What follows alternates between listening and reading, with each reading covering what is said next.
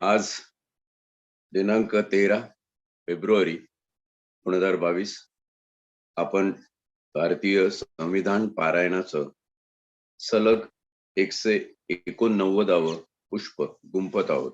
189 episode. हे पुष्प गुंफताना आज आपण अनुसूचित क्षेत्राचे प्रशासन या बाबतीत विचार करणार होतो.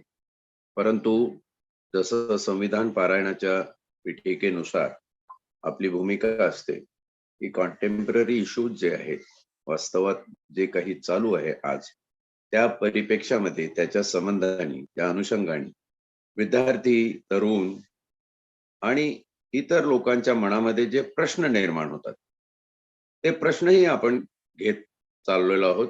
ते प्रश्न ऍड्रेस करण्याची एक परंपरा या पारायणामध्ये आपण सुरुवातीपासून ठेवलेली आहे. एक साधारण 25% आपली जी पुष्प आहे ती प्रश्नोत्तराच्या तासांमध्ये आजपर्यंत आपण खर्ची घातली आहे, उपयोगी घातली आहे आणि त्याचा उपयोग सुद्धा झालेला आहे. संविधान बघत असताना सरतेशेवटी कुठलाही सामाजिक राजकीय वाद असेल तर त्याचं उत्तर शोधण्यासाठी आपल्याला संविधानामध्ये काय तरतूद आहे याचा विचार प्रथम करावा लागतो. आणि म्हणून संविधानाच्या पारायणामध्ये हे प्रश्न येणं जितकं साहजिक आहे तितकंच हे प्रश्न खऱ्या अर्थाने कुठल्या उद्देशासाठी निर्माण केले गेलेले आहेत किंवा झालेले आहेत हेही पाहणं तितकंच औचित्याचं ठरणार आहे. तेवढंच महत्वाचं आहे की अमुकच वेळी अमुकच प्रश्न का होतो. आपण या ठिकाणी लखीमपूरमध्ये झालेल्या शेतकरी आंदोलनाचा प्रश्न घेतला.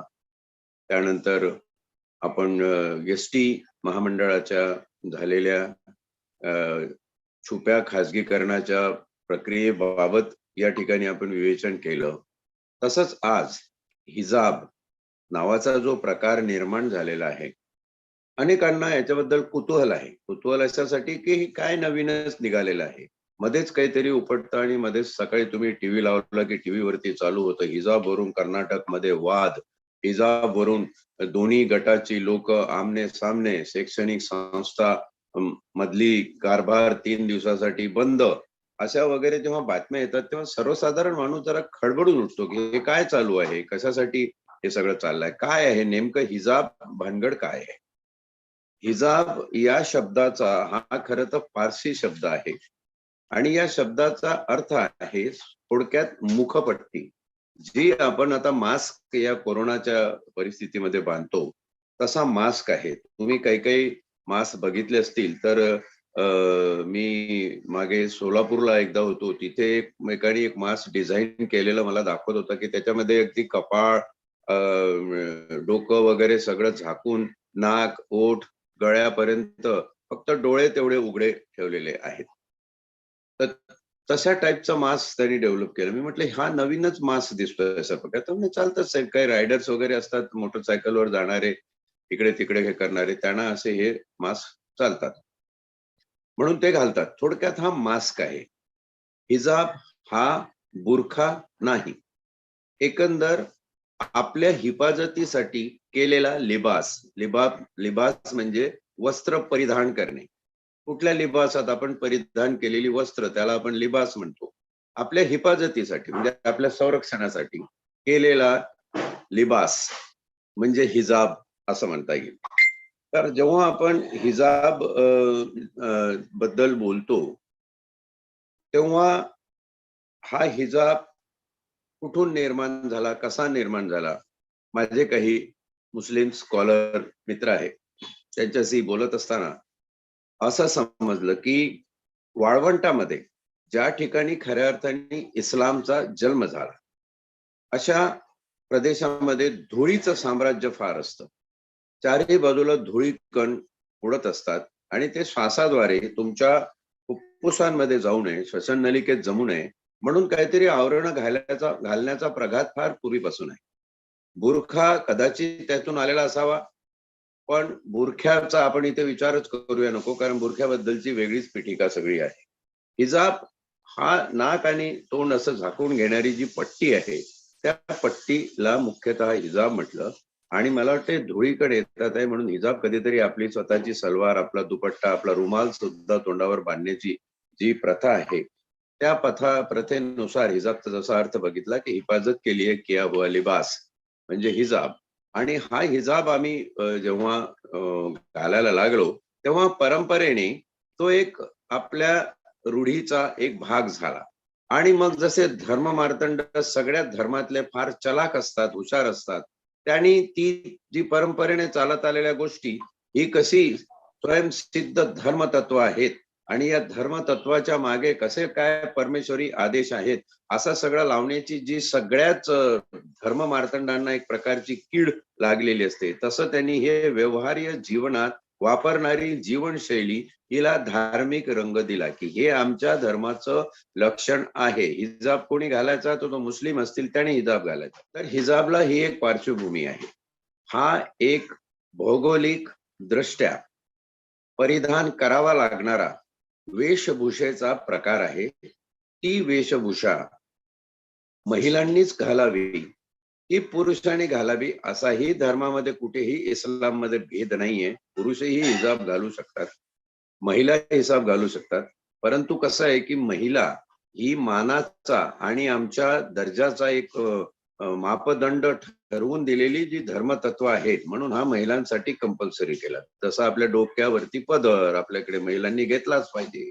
डोक्यावरती पदर घेतला नाही तर असभ्य आहे असं आपण तिला समजण्याचे जे प्रघात आपल्या धर्मात आहे, वेगवेगळ्या धर्मामध्ये आहे. कुठल्या एखाद्या धर्माच्या धर्मस्थळी गेला साधं तुम्ही नांदेडच्या गुरुद्वारामध्ये गेला तर तिथेही काही ना काही निर्बंध अशा प्रकारचे लावलेले आहेत. आणि एक लक्षात येतं सगळ्या धर्मामधलेच की हे निर्बंध स्त्रियांवरती जास्त प्रकर्षाने लावण्यात आलेले आहे. आणि ह्या स्त्रिया मग त्यात नाही ते तुम्ही घालायचं कारण हे धर्मतत्वाचं प्रतीक आहे, हे संस्कृतीचं प्रतीक आहे. म्हणजे आलं भौगोलिकतेकडून आणि झालं सांस्कृतिक, आणि ते सांस्कृतिक होताना भौगोलिकता ते सांस्कृतिक हा जो प्रवास आहे तो प्रवास झाला धर्माच्या मार्गावरून. हा असा प्रघात आहे. आणि म्हणून हिजाबला एक आयडेंटिटी आणि तीही आयडेंटिटी धर्माची आहे असं कोणी सांगितलेलं आहे तर धर्मतत्वांनी, धर्म मार्तंडांनी, धर्मपुराणांचा, धर्मग्रंथाचा आधार घेऊन सांगितलेला आहे. या गोष्टीला भारतीय संविधानाच्या चौकटीत कुठेही मानलेलं नाही. विशेष करून अशा प्रकारच्या वेगळेपणाला मानलेलं नाही. भारतीय संविधानाने तुम्हाला धर्माचं स्वातंत्र्य दिलं. 25, 26, 27, 28 हे अनुच्छेद आहे.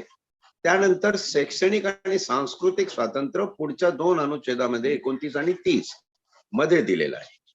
परंतु सगळी मोठी सुरुवात करत असताना धर्म स्वातंत्र्य वापरत असताना अतिशय महत्वाचा शब्द डॉक्टर बाबासाहेब आंबेडकरांनी जो अनुच्छेद 25 मध्ये वापरला, धर्म स्वातंत्र्याची परिभाषा धर्म स्वातंत्र्य प्रदान करत असताना सत्सद विवेक बुद्धीनुसार, आणि हा जो सत्सद विवेक आहे तो तुमच्या सहजीवनाचं गमक आहे. तेव्हा विविध जाती, धर्म, संप्रदाय, पंथ याचे लोक एकत्र सहजीवन, सामाजिक जीवन जगत असतात, तेव्हा आपण विवेक प्रचूर मार्गाने विचार करून आपल्या याचा कोणाला त्रास होणार नाही अशा पद्धतीने वागावं. आणि म्हणून आपापला धर्म ज्यांनी त्यांनी पाळावा ते स्वातंत्र्य देण्यात आलेलं आहे. आता हे स्वातंत्र्य अबाधित आहे. ते स्वातंत्र्य आपल्याला कोर्टाच्या अनेक निर्णयामधून अनेक वेळा अधोरेखित झालेलं आहे, स्पष्ट करून दिलेलं आहे. आणि हे सगळं चाललं असताना विशिष्ट वेळीच अशा धार्मिक ध्रुवीकरण करणाऱ्या भावनेचा आधार घेऊन असे कल्लोळ समाजामध्ये जे निर्माण करण्यात येतात, त्या कल्लोळाची पार्श्वभूमी जर आपण बघितली तर कुठल्याही धर्मग्रंथाचा इथे काहीही प्रश्न नाहीये. कुठल्याही धर्मग्रंथ याच्यावर प्रमाण असं काहीच म्हणत नाही. म्हणून एका शायरनी फार चांगला शेर लिहिलेला आहे. मी माझ्या लेखास्त्र कालच्या सोशल मीडियावरील लिखाणामध्ये त्याची सुरुवातच त्यापासून केली की अदा आई गुरूर आया, कजा आई हिजाब आया, न जाने क्या इरादे लेकर कौन सी मजहब का किताब आया. काय धर्माच्या तत्वांमध्ये सांगितलेलं आहे की तुम्ही त्या धर्मतत्वावर आपले काही इरादे लादून हिजाब सारखा इश्यू तयार करत आहे, हे कधी आलंच नव्हतं. याच्या आधी असे प्रकार कधी झालेच नाही. बुरख्यावरूनचे प्रकार झाले, काही ठिकाणी दंगली झाल्या, तो भाग आहे. नंतर शासनाने त्याच्यावर नियम केले, संसदेने कायदा केला वगैरे वगैरे प्रकार आपण चालू आहेत काही ठिकाणी. त्याच्यावर अजूनही उहापोह. मध्येच हे हिजाब आलेले. तर ह्या हिजाबला राजकीय पार्श्वभूमी काय आहे आणि ती कशी आहे याचं विवेचन आपण उर्वरित भागामध्ये समारोपाकडे जाताना करूया. तुर्तास मी विनंती करेल की ऍडव्होकेट सोनिया मॅडम कडे माईक द्यावा आणि स्त्रियांचे जे हक्क अबाधित राहण्यासाठी भारतीय संविधानामध्ये प्रावधान आहेत त्या अनुषंगाने हिजाब या प्रकरणावर त्यांनी थोडा प्रकाश टाकावा अशी त्यांना विनंती करतो. Advocate Sonia madam. नमस्कार सगळ्यांना. मी ऍडव्होकेट सोनिया गजबी. सर्वप्रथम तर मी धनराज वंजारी सरांचा आभार मानते की त्यांनी आज मला इथे बोलवलं आणि इतक्या सुंदर अशा बर्निंग टॉपिकवर बोलण्याची मला संधी दिलेली. आणि जशा प्रकारे आजचं हे टॉपिक आहे हिजाब वरून आणि भारतीय संविधानावरून जे आज फार मोठी चर्चा पूर्ण देशामध्ये या टॉपिकवर चालू आहे, तर मला असं कुठेतरी वाटते आहे की हा जो टॉपिक आज हिजाबवर पूर्ण देशभरात चर्चा पातळीवर उठलेला आहे, याच्यामध्ये कुठेतरी महिलांना दाबण्याचा प्रयत्न होतो आहे. जसं आज आपण जर बोलायचं घेतलं तर जसा देश आपला जसा आपण देश बदलला तसा वेश बदलतो म्हणतो है ना, तसेच प्रत्येक धर्माची काही वेशभूषा करण्याची एक व्याख्या आहे. आणि ती व्याख्या काय आहे तर जसं आपण बघितलं भगव्या रंगाचं हे जसं हिंदू धर्माचं प्रतीक आहे, तर तसंच हा बुरखा जो आहे ना हा सुद्धा हा स्त्री मुस्लिम असल्याचं एक आपल्याला प्रतीक मानला जातो. आता जर आपण पोशाखाबद्दल विचार केला है ना, तर हिजाब जो आहे ना हा या मुस्लिम स्त्रियांची एक ओळख आहे.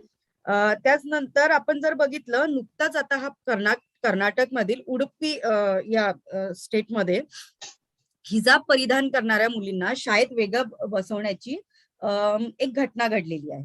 ठीक आहे. आता सगळ्यात पहिले तर आपण हे ओळखून घ्यायला पाहिजे हिजाब म्हणजे काय. तर ज्या प्रकारे पंजाबी ड्रेसवर आपण अशी एक चुन्नी परिधान करतो किंवा स्टोल घेतो, त्याचप्रमाणे ह्या ज्या मुस्लिम स्त्रिया आहेत या डोक्यावरून केस झाके पेंतर तर माने पेंतर जो कपडा असा किंवा एका स्कार्फ म्हणतो तो गुंडाळून घेतो आपण, त्याला आपण हिजाब म्हणतो. आणि हा यांच्या संस्कृतीचा एक हिस्सा आहे.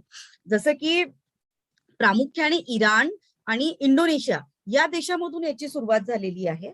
आणि मग यांचे मुस्लिम स्त्रीला जे आहे या दोन्ही देशामध्ये कायद्याने हे जे हिजाब हे जे परिधान करतात मुस्लिम स्त्रिया त्यांना ते बंधनकारक केलेले आहे. ते कारण बंधनकारक ज्या गोष्टीबद्दल आपण बोलतोय ते का बोलतो आहे, कारण ते त्यांच्या पारंपरिक धर्माविषयी बोलतं.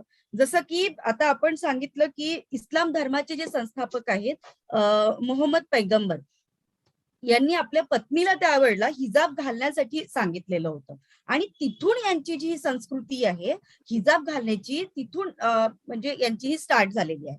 आता जर आपण कुठल्याही धर्माबद्दल बोललो तर as per we know that की आर्टिकल जर आपण 25 बद्दल बोललेलं तर आपल्याला एक right to freedom of religion आहे. तर जर प्रत्येक धर्माला right to freedom of religion हे भारतीय संविधान सांगतं, मग अशा याच्यामध्ये कुठल्या पण धर्माला त्यांच्या संस्कृतीचं जे प्रतीक आहे त्याला बॅन करणं हे कितपत योग्य आहे, हा सगळ्यात मोठा आज इथे प्रश्न निर्माण होतो.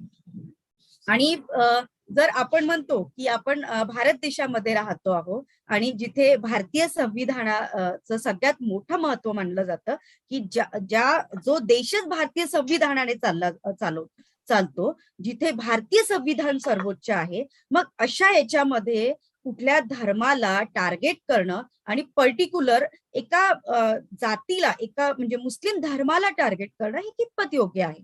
C if we see India is a country for its rich beautiful culture and tradition. म्हणजे ओळखल्याच जातं भारत की त्याच्यामध्ये बरेचसे कल्चर आहेत आणि ट्रेडिशन आहेत आणि त्यामध्ये woman occupies a vital position in Indian society.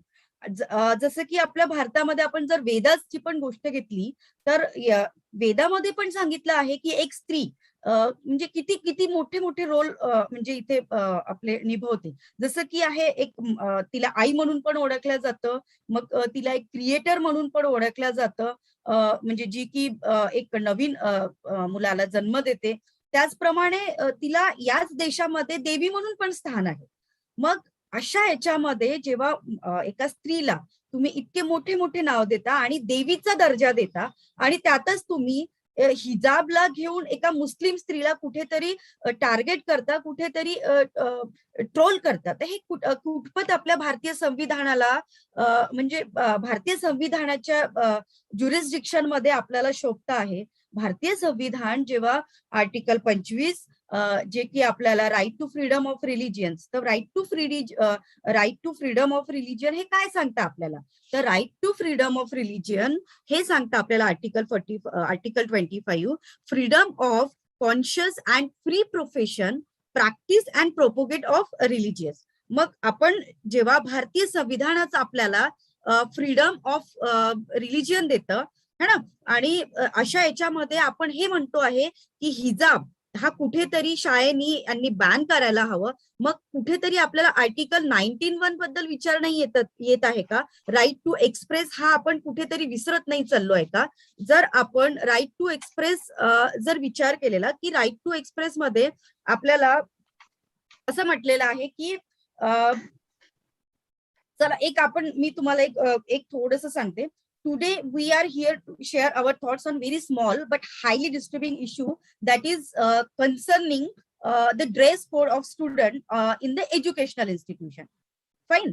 Then we fails to understand as to how and for what reason the controversy is named as hijab, and it is very unfortunate that the media has projected the same in such a manner as if a particular religious community is being targeted.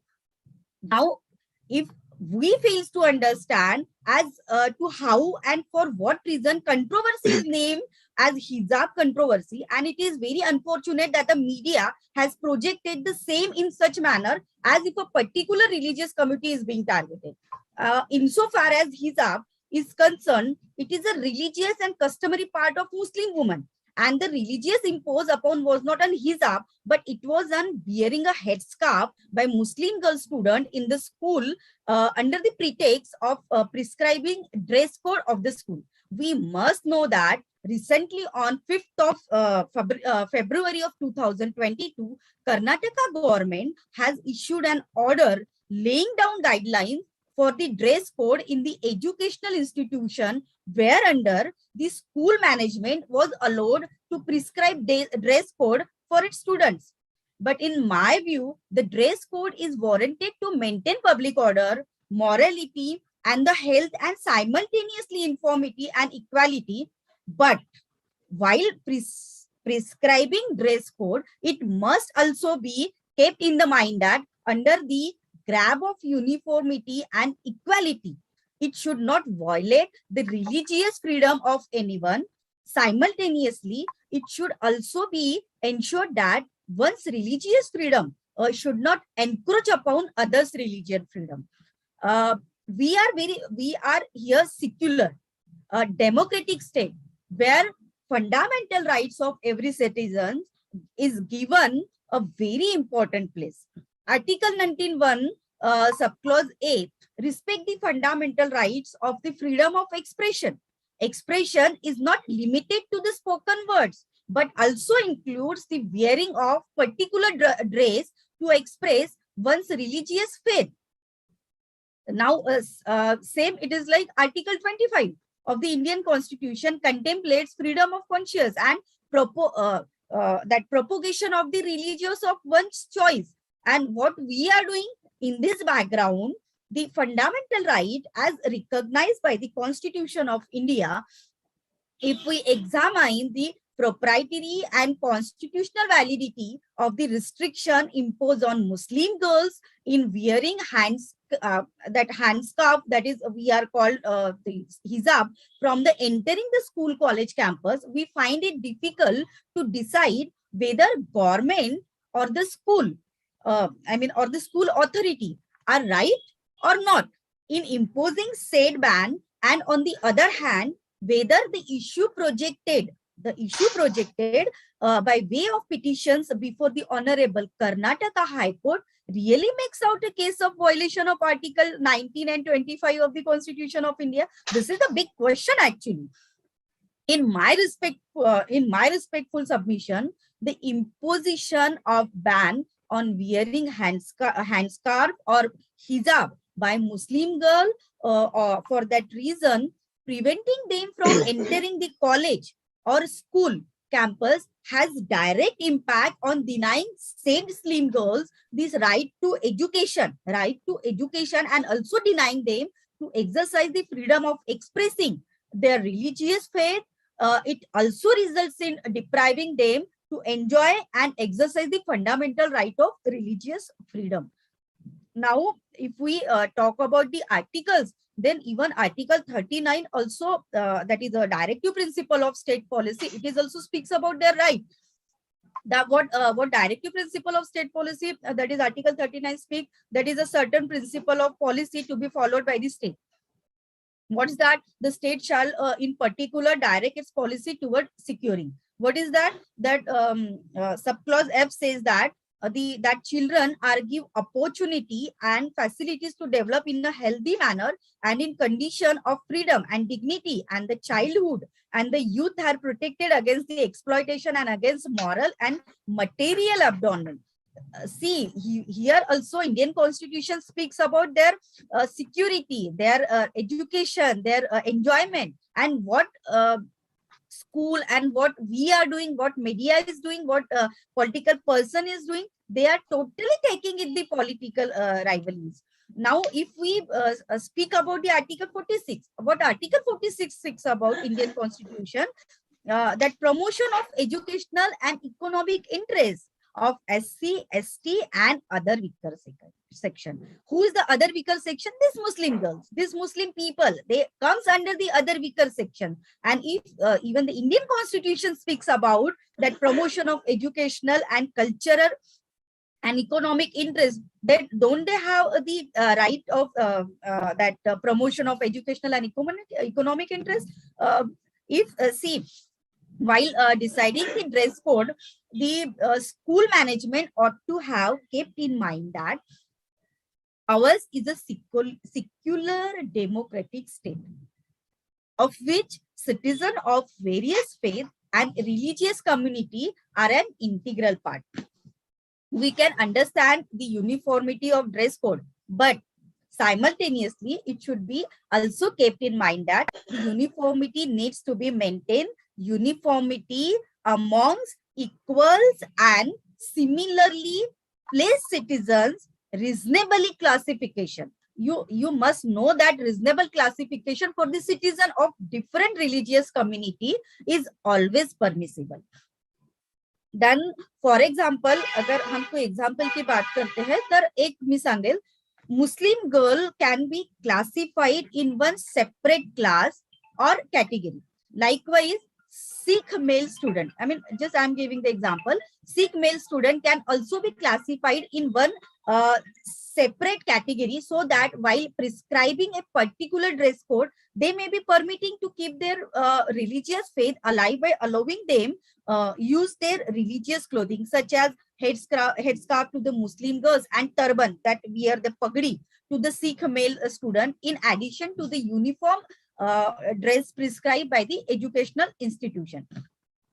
See, the emphasis should have been to the fact that prescribed uniform is must, and one who is wearing the prescribed uniform, if wears additional items such as customary sign or dress like headscarf or turban to the express his or her religion faith, it should have been allowed and be permitted as per my views.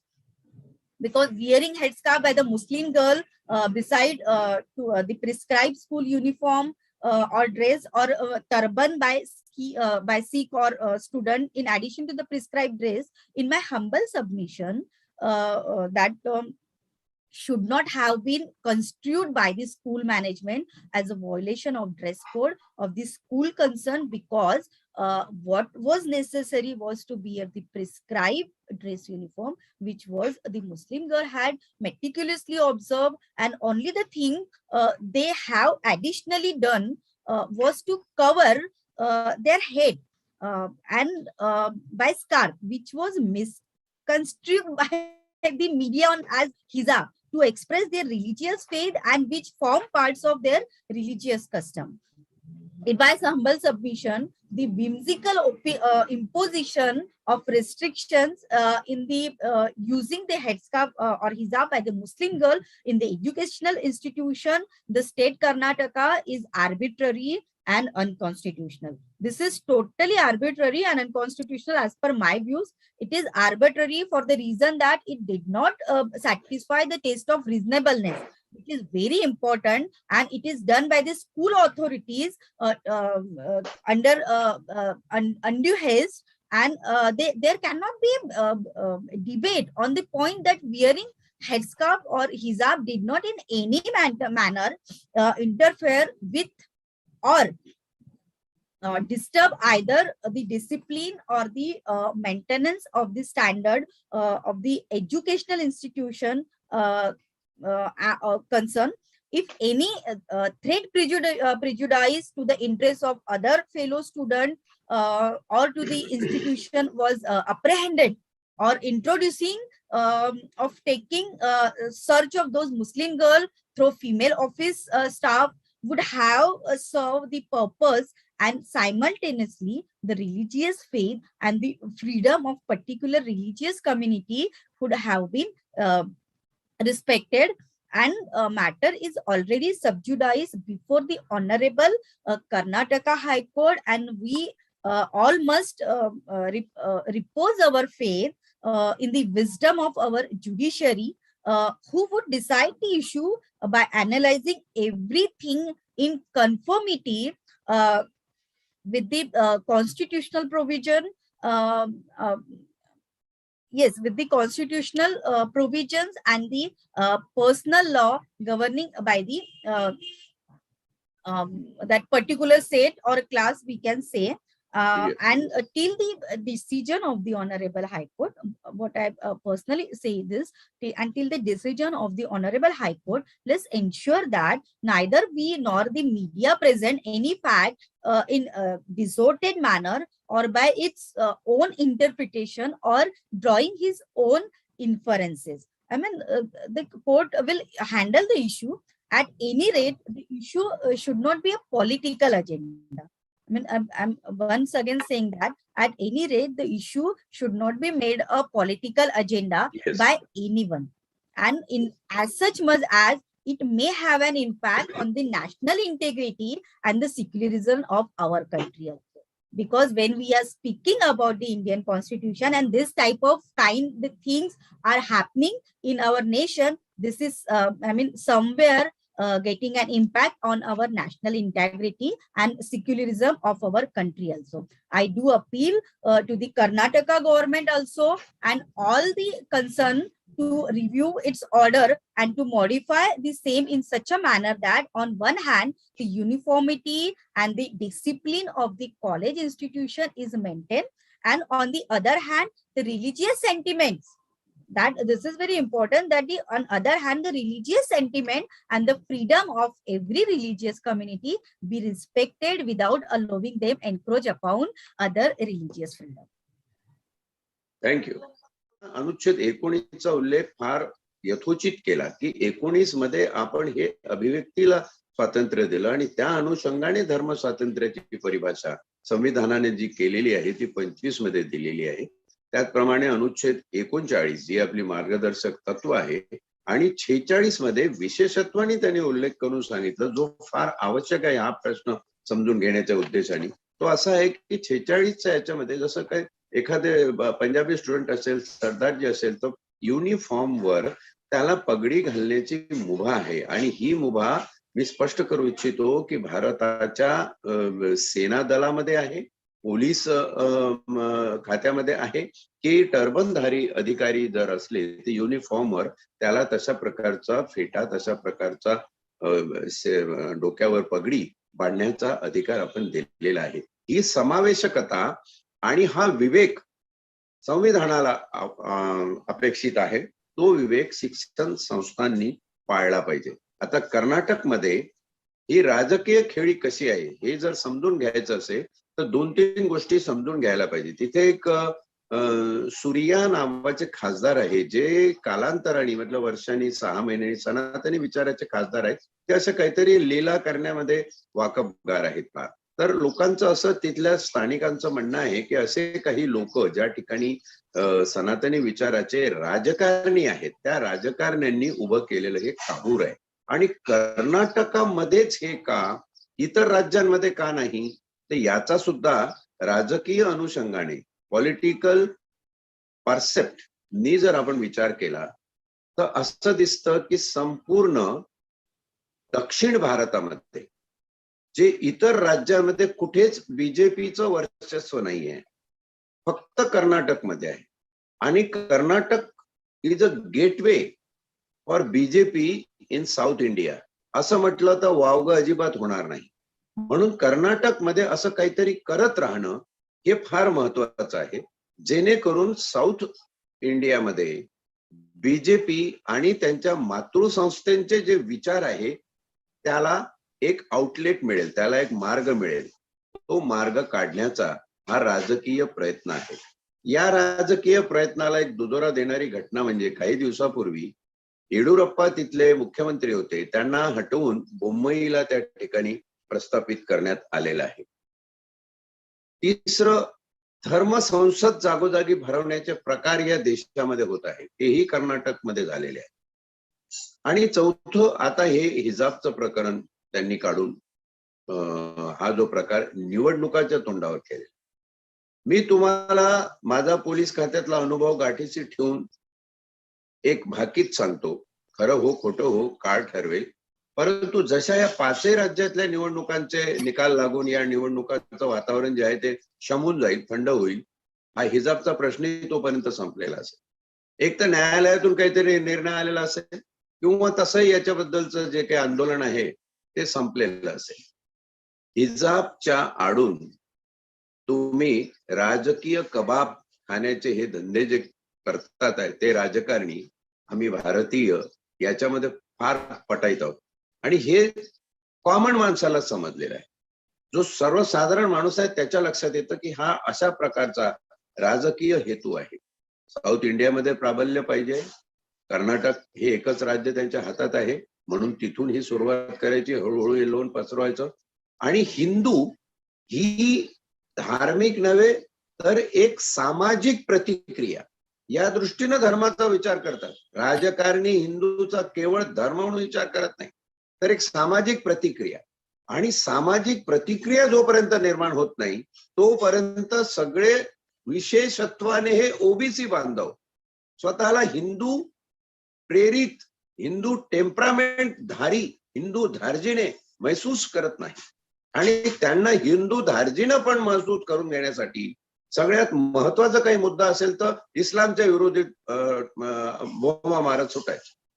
जो राजकारणाचा पायंडा महाराष्ट्रामध्ये बाळासाहेब ठाकरेंनी रुजवला, त्यावेळची त्यांची भाषणं बघा तर जणू काही उद्या पाकिस्तानची स्वारी आमच्यावर होऊन संपूर्ण भारतात पाकिस्तानचं राज्य होतं की काय, असं हिरवं संकट वगैरे वगैरे. एवढे वर्षात कुठेच संकट नाही आलेले. आम्ही आहोत इथेच आहोत. आम्ही काय केलं असेल तर आमच्यातल्याच काही लोकांच्या नरड्यांचे घोटं घेतले, त्यांच्या संपत्त्या जाळल्या, जाळपोळ केली, दंगली केल्या, त्याच्या पलीकडे आम्ही काय केलेलं आहे. पण टेम्परामेंट जागृती करून जी प्रतिक्रिया आली पाहिजे ती प्रतिक्रिया आज भावनिक दृष्ट्या राजकारणात विशेषत्वाने बीजेपीला इलेक्शन जिंकण्यामध्ये कामाला येतं की जर तुम्ही असं नाही केलं तर मोठं संकट येईल. याच्या आधी तर ते होतं. याच्या आधी हिजाब घालून पोरी यायच्या, सरदार मुलं असतील, पंजाबी मुलं असतील, ते टर्बन घालून यायची. कशात तुम्ही उद्या तुम्ही टर्बनचा पण इशू काढा. तुमच्या मनात जर एक तुम्ही आणलं की या 2 धर्मामध्ये ध्रुवीकरून भावना समाजात निर्माण करायची आहे तर तुम्ही तसंही करू शकता. हे जे प्रकार आहेत धर्माच्या नावाखाली ध्रुवीकरण करून समाजात दुही निर्माण करायची, याच्यात निश्चितपणे राजकीय खेळी आहेत. आणि सत्ताधारी केंद्रातल्या सत्ताधारी पक्षाची जी राजकीय खेळी आहे ती ही आहे. परंतु सर्वसाधारण समाज जो 78-80% जो सर्वसाधारण सगळ्याच धर्मातले जे ओबीसी बांधव, त्या बांधवांना माझं आवर्जून आव्हान आहे की तुम्ही या सगळ्या संकल्पनाचा विचार करत असताना हे बघा की धर्म हा कसा वापरला जातो त्याचं एक अतिशय उत्कृष्ट चांगलं उदाहरण या ठिकाणी दिलेलं आहे. आणि कोर्टाचं जर आपण म्हटलं, न्यायालयाचं म्हटलं, तर जशा गजभिये मॅडमनी सांगितलं की न्यायालयामध्ये हे प्रकरण न्यायप्रविष्ट आहे. त्यांनी काही न्यायालयाचे दाखले दिलेले आहेत. एक प्रमुख महत्वाची केस आहे आणि हिजाबवरतीच, बुरख्यावरती केस आहे. बुरखा आणि हिजाब यावरती केस आहे. महाराष्ट्रातली केस आहे. मुंबईच्या हायकोर्टाचा निर्णय आहे. गंमत म्हणजे हा निर्णय 2015चा आहे आणि 2015ला महाराष्ट्रातही बीजेपीचं सरकार आहे आणि केंद्रातही बीजेपीचं सरकार आहे. तिथला निर्णय हा अतिशय महत्वाचा लँडमार्क डिसिजन या केसमध्ये होऊ शकतो. Sai homeopathic medical college Thane, त्या ठिकाणी एका मुस्लिम मुलीनी अशाच प्रकारचा ड्रेस परिधान केल्यावर तो करू नये, त्याच्यावर जी तिच्यावर बंदी घालण्यात आली, तिला काही कॉलेजच्या मॅनेजमेंट तर्फे पत्रव्यवहार करण्यात आला. तिने त्याच्या विरुद्ध हायकोर्टामध्ये दाद मागितली आणि जस्टिस R.M. सावंत आणि जस्टिस सारंग कोतवाल या न्यायमूर्तींचं खंडपीठ, त्या खंडपीठाने हा निर्णय दिला की हिजाब घालून कॉलेजमध्ये येणं हा तिचा संविधानिक हक्क आहे. हे 2015चा लँडमार्क डिसिजन आत्ताच आहे, जास्त जुनही नाहीये. आणि त्याच परिपेक्षामध्ये आहे ज्या परिपेक्षात आज कर्नाटकमध्ये शैक्षणिक संस्थांमध्ये ही भानगड यांनी निर्माण केली. म्हणजे आम्ही काय करतो, आम्ही एवढे निर्बुद्ध आहोत की कोर्टात काय चाललेलं आहे, कोर्टाचे निर्णय कसे आहे हे सुद्धा राजकारण्यांना कळत नाही की त्यांचे तज्ज्ञ, तथाकथित तज्ज्ञ कायदे पंडित सल्लागार त्यांना सांगत नाही. सांगतात, हे सगळ्यांना माहित आहे, याच्यात काही पडलेलं नाही हेही त्यांना माहित आहे. आणि मी तुम्हाला परत निक्षून एकदा सांगतो, हे इलेक्शन 5 राज्यातली संपली की हा इश्यू संपेल, कोर्टाचा निर्णय येईल, मग सुप्रीम कोर्टामध्ये पिटिशन होईल, एखादं सुप्रीम कोर्टामध्ये वर्षोगणतीचे पेंडिंग राहील. असा जो एक भाग आहे तो आपण हिजाब या प्रकरणावरून लक्षात घ्यायला पाहिजे. हिजाबचं प्रकरण हे कुठल्याही, विशेष करून युवकांनी भावनिक दृष्ट्या त्याचा विचार करू नये. संविधानिक तरतुदीवर आपण बोलावं. संविधानिक तरतुदी जशा गजभिये मॅडमनी सांगितल्या, फार उपयुक्त अशा गोष्टींचा उल्लेख त्यांनी केला. इंग्रजीमध्ये त्यांनी सांगितलं त्यांचं भाष्य, ते जे अनुच्छेद त्यांनी उच्चारले ते अनुच्छेद जरी डोळ्याखालून घातले तुम्ही, विशेष करून अनुच्छेद 25, अनुच्छेद 19, अनुच्छेद 39 आणि अनुच्छेद 46, या सगळ्यामधून तुम्हाला दिसतं की धर्म स्वातंत्र्य हे विवेकाने वापरायचं स्वातंत्र्य आहे, अतिरेकीपणाने नव्हे. आणि मग राहिलं राजकारण, तर ते राजकारण याच्यातलं काय आहे तेही आपल्याला दिसतं. सरते शेवटी बॉल कोणाच्या कोर्टात, तर न्यायालयाच्या. आणि न्यायालय याच्यावर निर्णय निश्चितपणे घटनेच्याच संबंधात संविधानाच्याच बाजूने देईल. आणि असा निर्णय देताना एकच विनंती आहे की न्यायदेवतेनी कचखाऊपणा करू नये. हा कचखाऊपणा काही ठिकाणी न्याय व्यवस्थेचा दिसतो. या प्रकरणात आम्ही लक्ष घालणार नाही असं पहिल्यांदाच इतिहासात झालेलं आहे की सुप्रीम कोर्टाने शेतकऱ्यांचे प्रश्न, संसदेने केलेले कायदे आम्ही त्याच्यामध्ये लक्ष घालणार नाही, किंवा काही वाद आहे अजून त्या वादामध्ये आम्ही तुर्तास याच्यात लक्ष घालणार नाही अशी भूमिका घेतलेली आहे. माझी विनंती आहे न्यायदेवतेला, तुम्ही अशी भूमिका घेऊ नका. आतापर्यंतचे भारतातल्या विविध हायकोर्टाचे याच्यावरती निर्णय स्वयंस्पष्ट आणि स्वयंसिद्ध आहेत, त्याचाही विचार करा. आणि हिजाब या प्रकरणावर एक निर्णय ठाम मत नोंदवून, जो संभ्रमावस्थेमध्ये भ्रमिष्ठासारखा युवक आज या देशातला वाहावत जातोय, त्याच्याकडे लक्ष देऊन तो विवेकी आणि संविधान प्रचूर होईल याची काळजी घ्या. इतकं सांगतो. आणि आज या हिजाब प्रकरणावर आपण प्रश्नोत्तरासाठी एवढं बोलण्याची संधी दिली म्हणून प्रश्नकर्त्याचे पुनश्च एकदा आभार मानतो. आज 189वे पुष्प संपलेला आहे. उद्या 190व्या पुष्पामध्ये आपण 339 या अनुच्छेदापासून परत त्याची सुरुवात करूया. तुर्तास अजून काही प्रश्न असतील तर तेही आपण उद्या घेऊ शकतो. म्हणून वेळेच्या मर्यादेत राहून तुमच्या सर्वांच्या अनुमतीने इथेच थांबतो.